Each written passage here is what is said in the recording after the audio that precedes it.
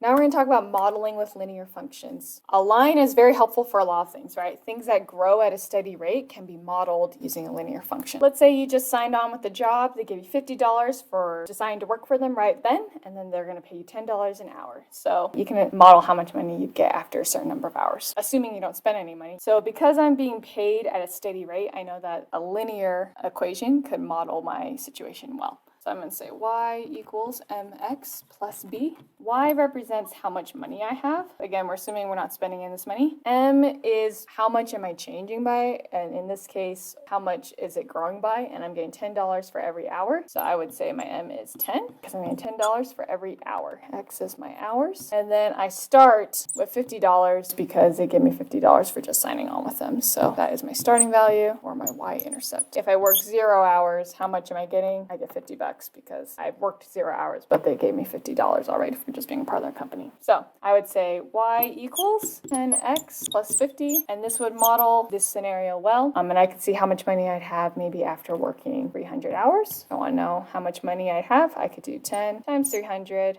plus the 50, and that would give me 3,050.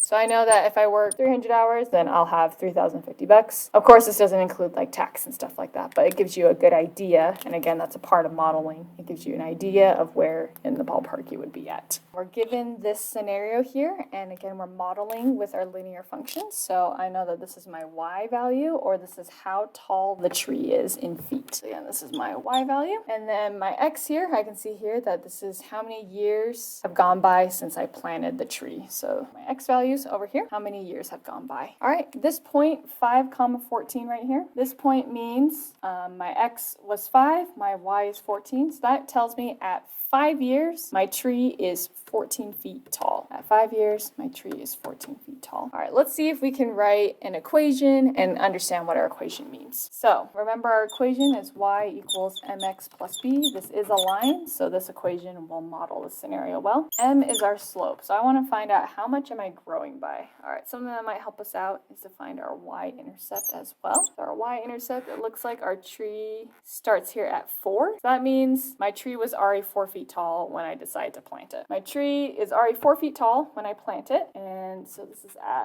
0, 4. And 5 years later, now it's 14 feet tall. So we can use our little shortcut that we saw, 5, 14, and 0, 4. We can subtract our y values.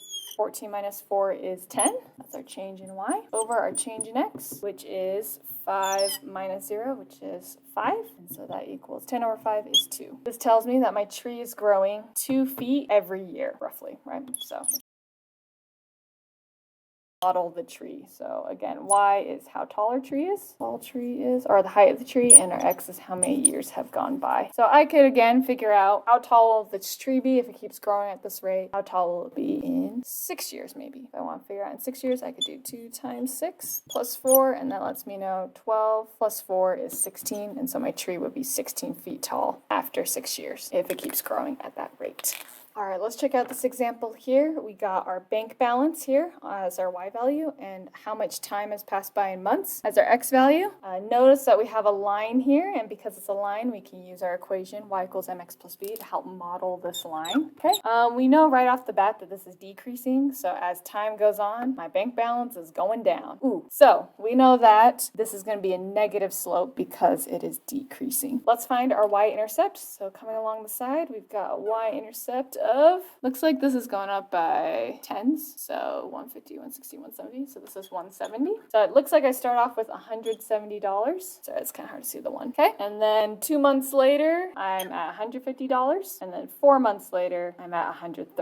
So I want to see what is my slope, or what is my change? How much is it decreasing by as time goes on? So remember, our slope is the same as our change in y over our change in x, and we can use our shortcut with our points. Since we got 2, 150, 2 months I have $150, and at 4 months I have $130. You can find the slope by drawing a slope triangle to figure out how far apart this is and how far apart this is. Or you can also use our shorter method where we just subtract our points. So I might just do 4 minus 2 for our x values, and then 130 minus 150 for our y values, which equals 130 minus 150 is negative 20, and 4 minus 2 is 2. So this tells me that I am losing $20 every 2 months, or that's the same as losing $10 every 1 month. So I can rewrite my equation as y equals negative 10x plus 170, since that's how much we started with. And again, y tells me how much money I have in the bank, and x tells me how many months have gone by. This tells me I'm losing $10 every month, and then I started off with $170 in my bank account. In general, your x values is also called your independent variable, and your y value is your dependent